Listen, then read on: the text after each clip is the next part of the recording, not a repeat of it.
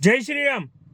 હવે સુરજ બળવાનો વિડીયો બનાવ્યો હતો તો આ કહેવા માંગુ છું કે આ જે સુરજ બળવાની છે ને એને જેલ મોકલવાનો મોટો હાથો હોય ને તો એ કીર્તિનો છે। શા માટે? કેમ કે એ સાચી હતી। જે તે સમયમાં કોઈ એનું માનતું નહોતું, કેમ કે એ ગાળો બોલે છે, મન ફાવે એમ ગાળો બોલે છે એટલે લોકોને પસંદ નથી।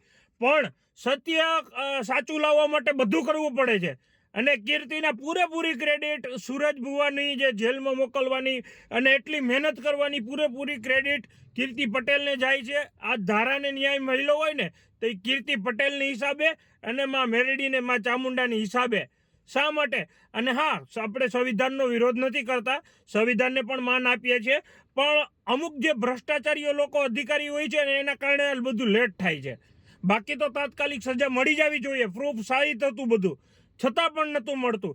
પણ સોશિયલ મીડિયામાં ચગાવી અને કીર્તિએ જે ગ્રાઉન્ડ લેવલે પણ કામ કર્યું છે અને કામ કરી અને સત્યને આજે સામે લાવી અને એને જેલ ભેગીનો કરવામાં આવ્યો છે।